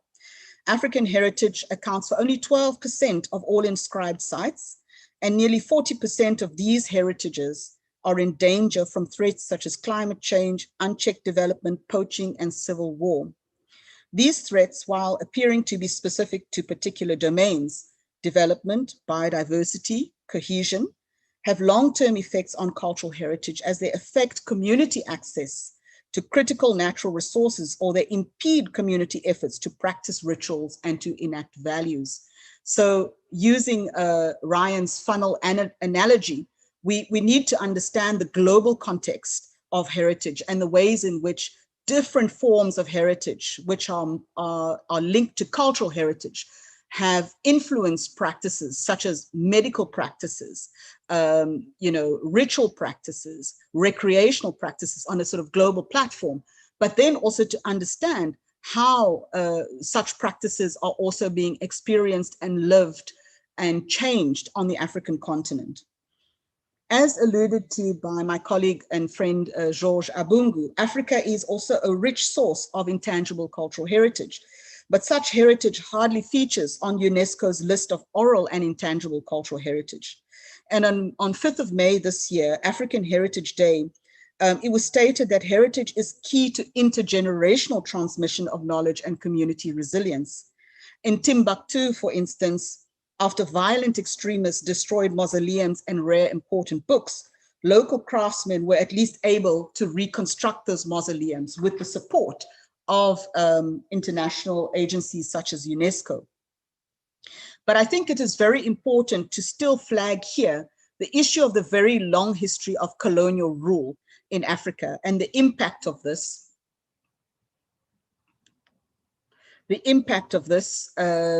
on the global and continental valuation of African coastal and cultural heritage. The impacts of colonization and Western modernization has encouraged the detachment of Africans from their coast and sea. This was a question that was raised by my colleague and friend, Professor Janine Adams, who's also a SARCHI chair. She asked the question when we were in the IORA meeting. So is it the case that our African population, as a result of forced relocations, especially here in South Africa, that people have been disconnected from the oceans and coasts and perhaps do not have that strong feeling and investment in the need to basically conserve marine resources and to have a protective feeling perhaps towards our marine protected areas? And it's a question that actually stuck with me, and it's something that I'm mulling over. Clearly, the impacts of colonization and Western modernization, and in the case of South Africa, the forced relocations that we've had, have had a tremendous impact on local communities' perceptions of the sea and experiences of the sea. I remember probably about 5 or 6 years ago in Grahamstown, which is today known as Makanda, we were having conversations with some young people from the local community there, and some of them indicated that although the sea is only some 30 or 40 kilometers away, they had never been to the sea. So because of forced relocations and people being placed in what are called townships in the South African context, many young people don't have an enduring relationship with the sea, and they don't have this connection which perhaps their forefathers and foremothers had. So definitely colonization has had an impact in many different ways. Even so, the discursive and strategic contributions of indigenes to the story of ocean conservation should not be dismissed. And one of the things that we're finding through the UKRI funded research of the One Ocean Hub, of which I'm a part and other colleagues at NMU are also a part, we're finding that our first peoples here in South Africa, the Khoisan peoples, have a very long, deep and rich history, and a rich history of engagement with the oceans and coasts. And this definitely speaks to the African origin research, which has been flagged by the NRF. As I have shown elsewhere, it is now critical, given the rise of extinction level crises, for national governments to fully include indigenes and their more holistic approach to the environment, especially in their strategies for ocean development and management. Recently, for instance, and again via the UKRI One Ocean Hub project, I collaborated with Ghanaian colleagues as they offered ethnographic data on Cape Coast canoe building, which forms part of the tangible and intangible heritage of the Cape Coast. And this rich data seam clearly reveals significant potential for discourse change in ocean management. For the Ghanaian fishermen interviewed, proposed a balanced engagement with the sea and its resources. And I'm hoping to work with the Ghanaian colleagues to publish on an advanced theorization of ICH and of the rich coastal cultural traditions of the Cape Coast. So although there are identified sites, which you'll see now in the next slide, for specific work in the 5 mostly East African coastal states indicated for the project, there's also work that is happening beyond that, secondary data collaborations with African colleagues further afield. So in the primary research sites of the project, there are also dhow or boat building traditions, fish trap making skills, knowledge of the tides and sailing skills unique to the East Coasts. There's also a very rich history and contemporary knowledge of spiritual and natural healing using products that are unique to these aquapelagic settings. Summarizing from the research proposal, additional themes to be pursued in the project include the place of coastal humans in the Anthropocene, specifically their role in stemming both epistemicide and extinction level crises, the importance of the sensory human experience and holistic human cultural experience in a balanced ecosystem. The fact that, you know, a lot of our earlier ethnographies, especially in the discipline of anthropology, tended to mute, to silence, or to erase the sensory aspects of human engagements with nature. And an important part of this research is to resurface the sensory engagement so that we have a real, hopefully holistic understanding of how humans, especially in our African context, how humans have been engaging with sensory, with a sensory dimension to the sea and to the ocean. Essentially, the overall aim is to understand the rich complexity of human interaction in ecological systems and the possibilities of change within them. Beyond tangible heritage, there is a perceivable bond between nature and culture. The traditional and indigenous communities have long co-evolved with nature, advancing both cultural and natural biodiversity in the world. The recognition, inclusion, and inscription of African and especially African coastal heritages is affected by other issues, especially the continuing low regard for social sciences in highly developed states, and more recently, the rapid spread of COVID-19 in what South Africa is calling the third wave. A brief overview of concepts and methods, because I'm aware of time. The ever-evolving culture concept. A brief note on concepts and methods will have to suffice. The title of the chair highlights ocean cultures and heritage. These two concepts are tightly intertwined, initially perceived as primordial and slow to change. Definitely the concept of culture has changed in the last 50 years. Culture, as we all know, is now said to be learned. Cultural groups are perceived as porous, and culture itself subject to the influences of class and modernity. It is thought to be more malleable, transnational, and diversely located. Of interest to me, and especially for those in literature, the oceanic turn in the humanities has been very prominent, especially in literary analyses of the sea, which also surface ideas and thoughts and images, if you like, of human cultural engagements with the oceans. And in that regard, the oceanic turn has influenced the culture concept in the project. There are also, in the oceanic humanities, there's also what we call wet ontologies or oceanically informed ontological thinking or discourses. And these, as articulated in greater detail elsewhere, emphasize what we call the post-anthropogenic, post-human aspects of our present situation. The need to include interspecies exchange, to prioritize the ecological and marine over humans, and the fact that humans are not as omnipresent as they imagine themselves to be. As one author on post-humanism put it, we are now these vulnerable species. We are now a vulnerable species among vulnerable species in an ostensibly epidemic space. I think of interest perhaps also to the literary colleagues, and something that we will hopefully engage with in the future is this new ideas of human relationships emerging out of conceptualizations, human conceptualizations of the sea. So for example, there's fascinating work arising from what we call ecosexuality, part of which suggests that heteronormative or even LGBTQ ideas of cultural and sexual relationships need revision. In ecosexuality, very briefly, the emphasis is on the intimate, sometimes monogamous relationships that humans develop with nature, including the sea. And to put it plainly, it is now possible to marry the sea.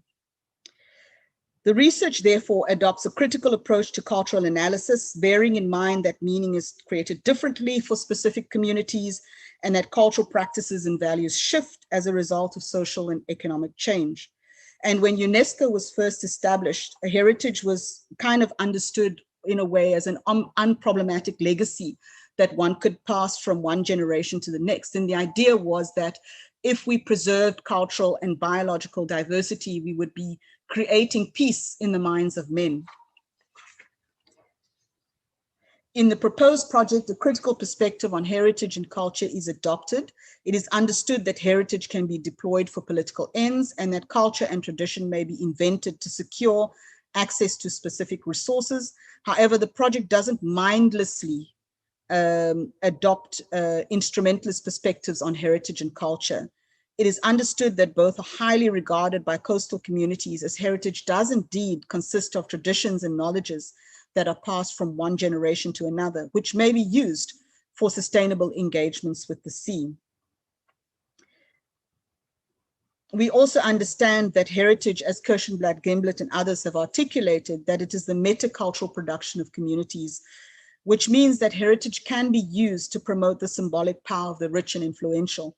So we're not going to be adopting an entirely naive and perhaps uncritical view of heritage in the African context. We're also going to be looking at the ways in which heritage might be used to advance particular agendas which are in opposition to the inclusion of vulnerable groups or to empowerment and gender equality. Considering culture and heritage of the coast, further dynamics and issues arise.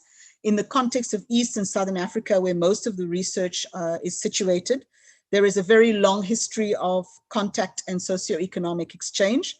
The exchanges are driven by monsoon seasons that favor the temporary settlement of seafarers on the East African coast. Similarly, the monsoons allowed Africans to travel to India and other parts of the East. The consequences of such exchanges, however, are not consistently documented in the Anglophone literature. But there is ample evidence of such exchanges which are documented in Arabic and Portuguese and other languages. For instance, the travels of Ibn Battuta, who's almost the equivalent, if you like, of Marco Polo, whose travels took him all the way through to China. The stories of Ibn Battuta are perhaps not well known. So in this regard, then, the research project will be working with collaborators and partners in history, historians of specified regions to unearth this history and to understand its place in the making of cultural heritage.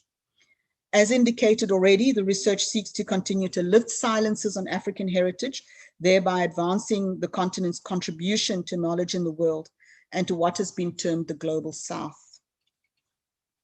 As noted, the research is interdisciplinary. It will engage with literatures of the littoral to understand diverse representations of identity and heritage. The chair will also, but is already collaborating with media communications, documentary filmmakers and photographers to understand the role of mediatization in the public articulation of coastal heritages. From the social science perspectives, I'm quite keen to work with colleagues from the Coastal and Marine Resources Institute, or CMR, here at Nelson Mandela University, to advance our thinking on ecosystems theory and socio-ecological theories of ocean management. And last but not least, given the highly dynamic situation in coastal contexts, the chair is currently engaging with colleagues in security studies to offer a view of heritage as an asset that is not only at risk from civil war, and of course today pandemics, but is also an asset that can be eroded by illicit economies. Of course, these themes and ideas will evolve in the years to come, but it is evident that it's going to be a rich and complex journey for research and learning. Finally, one cannot engage the issue of research themes without addressing the challenge that COVID-19 poses to field research and research in general. I sought to work with locally embedded field researchers to ease fieldwork rhythms and access, and hopefully the data gathered will be analyzing the changing context of culture in coastal locales as ports and tourist sites are locked down to stem the spread of the virus. And hopefully in the years to come, I'll be able to collaborate with colleagues from McGill University, as indicated, who are preparing a project on risk and resilience in the face of climate change and other crises of the Anthropocene. And very briefly, I've indicated the methods here, but of course, it's mixed methods because we're working across disciplinary boundaries. This is just an overview of the collaborations as they stand today.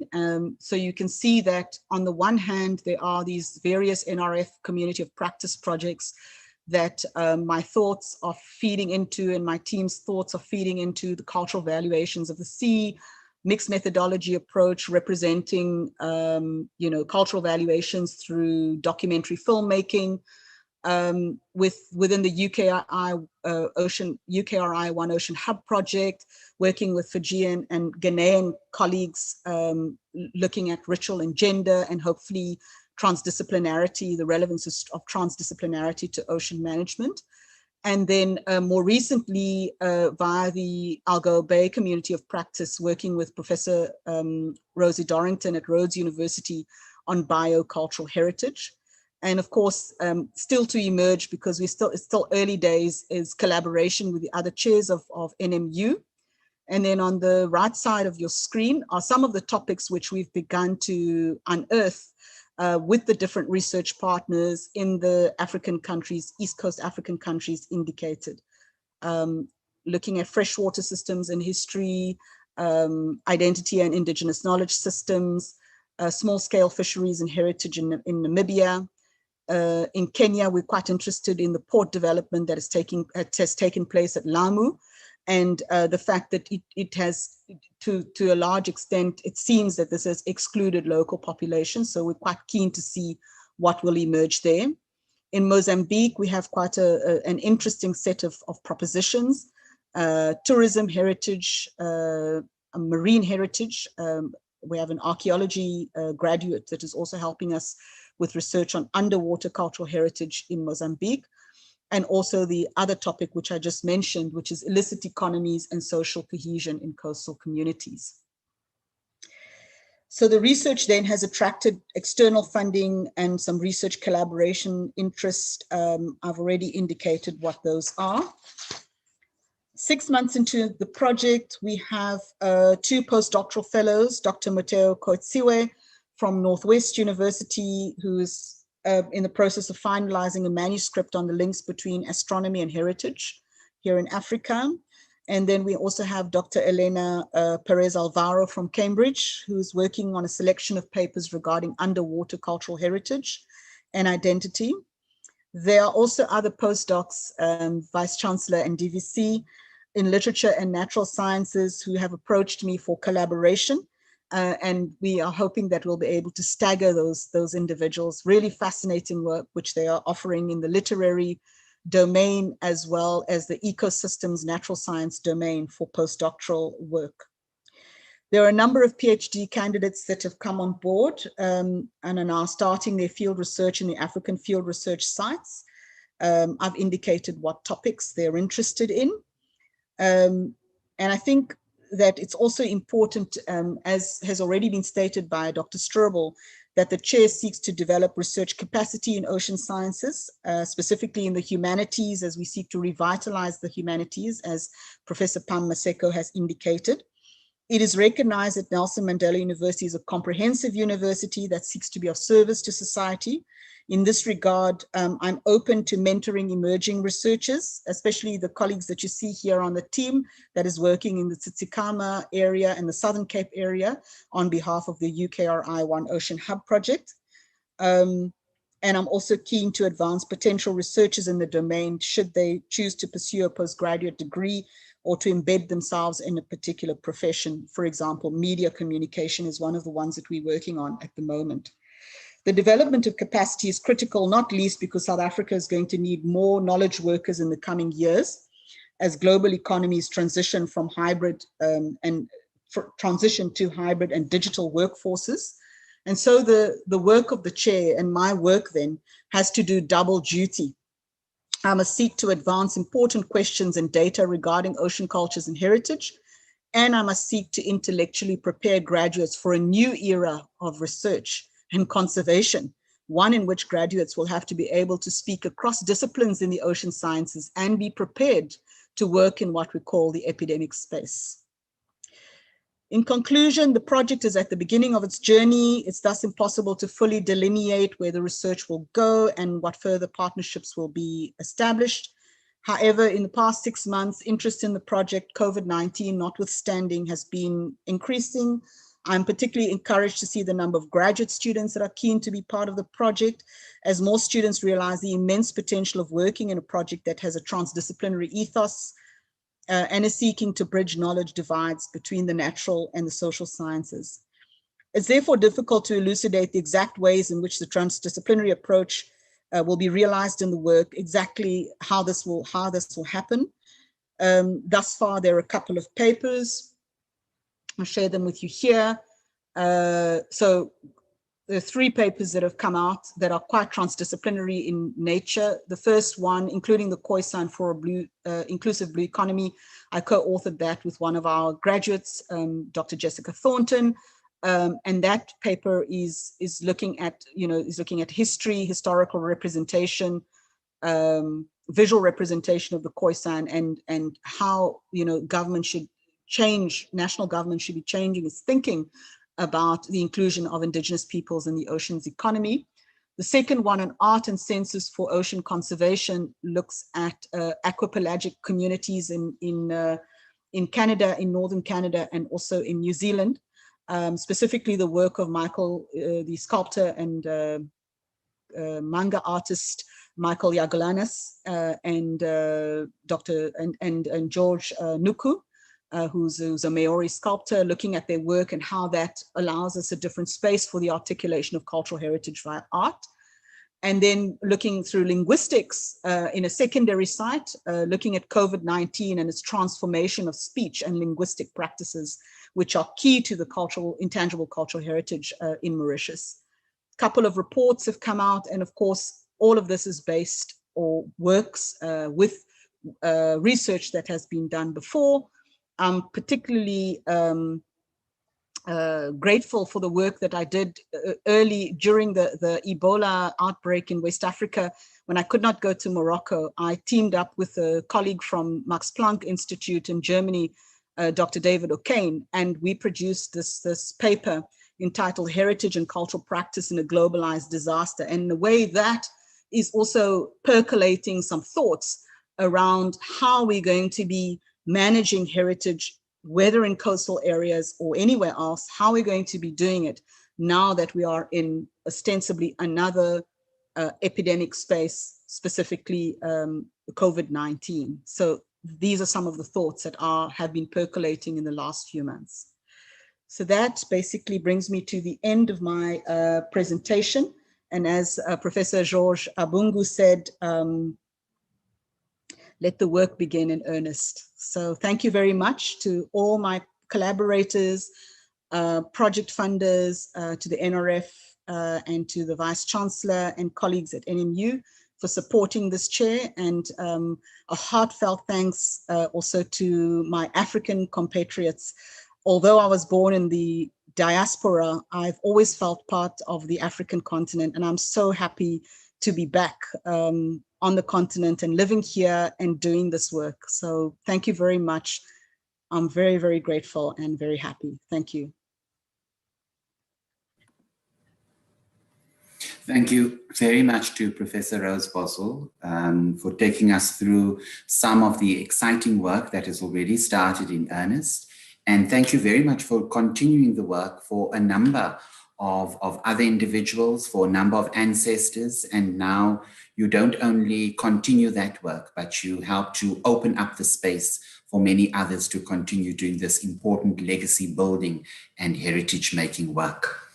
I think, colleagues, the time has come now for us to invite two colleagues and students. And we're going to begin with Thomas Tablanche, who's going to give a message of support for both the chair and for Prof. Boswell. So Thomas, over to you. Thanks, Ryan. Like Ryan said, my name is Thomas Tablanche, and I'm an associate with the chair. It's really an honor to be sharing a few words of support at this particular launch today. And as colleagues previously have already noted and said, that the ocean has played, and water sources for that matter, has played an important role, an integral role in shaping culture of many, if not all, civilizations.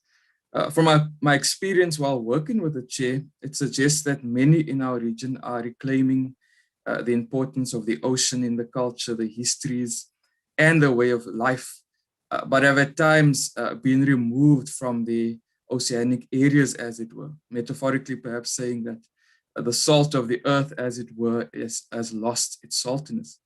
And so I think without a doubt that the chair will surely play an integral role in shaping our understanding of the ocean culture. The people we have interacted with were truly grateful that their voices were heard. And I think that's what people often want. They just want their stories to be heard. And from my personal experience, that has been at least what we have experienced. And the chair could not be led by a more apt person. Prof. Boswell, of course, you've heard her CV already, speaks for itself. But in addition, she embodies a humanizing leadership approach. And having worked with her over the last year or so, I can truly attest to that. So Prof, all the best, and wishing you well, and wishing the chair well as well. Thank you. Thank you very much to Thomas Tablanche for those words. I think we'll move now to Dr. Jessica Thornton, who is also connected to the chair, but in fact was also one of Professor Boswell's students, particularly for her PhD. Over to you, Dr. Thornton. Thank you, Ryan. Good afternoon, Program Director, VC, DVCs, Deans, members of faculty, and guest speakers, and Prof. Boswell. In sharing the sentiments of Thomas as well, I'm also an associate of the research chair, and the research under the chair is paramount in placing coastal sites as spaces influenced by humans, illustrated by both the tangible and intangible cultural heritage and indigenous knowledge of coastal communities in Africa. This is particularly important for marginalized coastal communities, as the chair will give voice to the fishing and coastal communities that have been displaced, disinherited, and jolted from cultural practices involving the ocean. It is also significant in the chair's locality at a coastal university that will both foster and delve into a transdisciplinary space. I would like to wish Prof. Boswell and the chair well in their upcoming endeavors. Prof, you continue to be a pillar of strength and inspiration since my days as your student to now my role in the chair. It is indeed an honor to play a role in the much needed ethnographic research, and I confidently and sincerely support the work of the chair and you, Prof. Boswell. I look forward to the future of the chair, and I'm excited to see the chair grow from strength to strength. Thank you. Thank you very much, Dr. Thornton, for those words as well. I think we have to now move to our final item on the program, colleagues, and that would be the vote of thanks. And with this, I'd like to now invite the Director for Coastal and Marine Research at Nelson Mandela University, Professor Loren, The floor is now yours. You are most welcome. Thank you, Ryan. To the distinguished guests present this afternoon, Vice Chancellor, Prof. Sibongile Mutwa, the Deputy Vice Chancellor, Dr. Mgwebi, the Deans and Directors, with a special mention of Prof. Pamela Maseko, the Dean of Humanities, and Dr. Kwesi Mzilikazi, the Director of Research Support. To the Faculty of Humanities staff and the Ocean Sciences community present here today, students of the Chair in Ocean Cultures and Heritage and the Chair herself, Prof. Rose Boswell, as well as her friends, family and colleagues supporting her here. Good afternoon to you all. Before I can thank the organizing team pulling together such a successful event, I would like to say a few words of thanks to Prof. Boswell. Prof, it's a great honor to have you among us at the Coastal and Marine Research Institute. Your chair plays a crucial role in bridging the science of humanities and the science of ocean management and governance. This transdisciplinarity, which we strongly promote here at university, is essential to address the complex issues that the oceans are facing. So we thank you, Rose, and your team of students for your valuable contribution to the university, and we are very much looking forward to further fruitful collaborations. This chair is a manifestation of the collaborative efforts to make this transdisciplinarity a reality. It's as difficult to say it as to do it. The launch of this DSI-NRF research chair in Ocean Cultures and Heritage has been made possible through the collaboration of various stakeholders and individuals. Crucial in the existence of the chair is a major support from the Office of the Vice Chancellor, which continues to lead and spearhead this dynamic African university of the future. A vote of thanks goes to the Office of the DVC Research and Innovation and Internationalization, Dr. Mgwebi, whose consistent support sets Mandela University apart in this area of ocean and maritime studies. A further thank you goes to the Director of Research and Management, Dr. Mzilikazi, for her being part of the organizing team here this afternoon, and to the Department of Science and Technology, in conjunction with the National Research Foundation, represented here today by Dr. Adolf Strubel.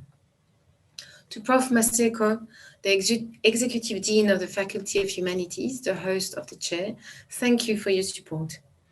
To the Ocean Sciences community, international and national colleagues and friends of the chair, including you, Prof. Mbungu, thank you for gracing us with your presence. A big vote of thanks to our MC, Mr. Ryan Pillay, who has made this launch graceful and amazing. And thanks to our poet, Lele Turai, the students of Prof. Boswell, Mr. Terre Blanche and Dr. Lee Thornton. Thank you very much to the organizing team led by Dr. Babalwa Mahokwana, Taryn, Wendy, Sento, Julius, and the technical support by Poncho. And to the Nelson Mandela University community, thank you very much for the support and attendance. Ndiabulela. Right, thank you very much to Professor Lorraine for doing that vote of thanks. So thank you to you too. It is particularly great to hear that it is a team that in fact has put together this afternoon's production. I think, colleagues, it's that time of the afternoon where, depending on how near or how far you are from the ocean, you might want to see if you can enter the ocean and see, in fact, if you do want to marry the sea.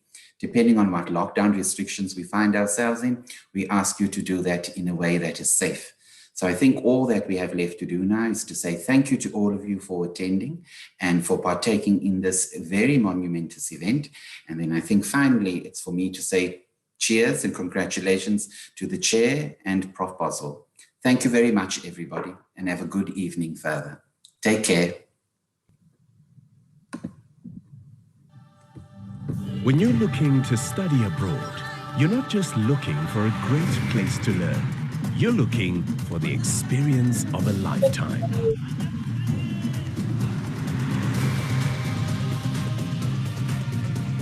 Welcome to Nelson Mandela University. Nelson Mandela University is the largest tertiary institution in the Eastern and Southern Cape, offering 6 unique locations, including the only campus in Africa situated on a nature reserve. Nelson Mandela University is a home away from home to students from countries around the globe. With a passion for the beautiful environment and unique individuals, we strive to live each day respecting the diversity of those around us as we work together for a truly holistic educational experience. And when it's really time to get out of the classroom and do what students do best, you can be sure there'll always be a great view on your horizon. Welcome to Nelson Mandela University,